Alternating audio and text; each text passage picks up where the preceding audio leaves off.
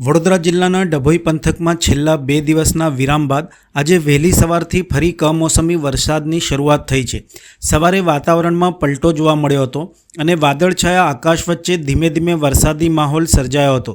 ડભોઈ નગરના ઝારોલ વાગા, કુંભારવાડા, ટાવર બજાર, કન્યાશાળા વિસ્તાર, થરવાસા ચોકડી તથા એસટી ડેપો વિસ્તાર સહિત અનેક વિસ્તારોમાં વરસાદ નોંધાયો છે।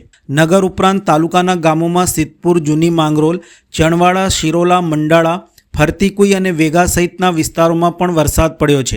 આ અચાનક આવેલા કમોસમી વરસાદના કારણે ખેડૂતોના ચહેરા ઉપર ફરી ચિંતાની રેખા દોરાઈ આવી છે। ડાંગર, કપાસ, બાજરી તેમજ ઘાસચારા જેવા પાકો ઉપર વરસાદની અસર થવાની ભીતિ વ્યક્ત કરવામાં આવી રહી છે।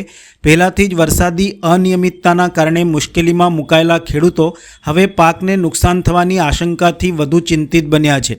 સ્થાનિક કૃષિ વિભાગના સૂત્રો મુજબ જો આવા વરસાદ સતત ચાલુ રહે તો પાકના ગુણવત્તા અને ઉત્પાદન ઉપર પણ સીધી અસર થવાની શક્યતા છે।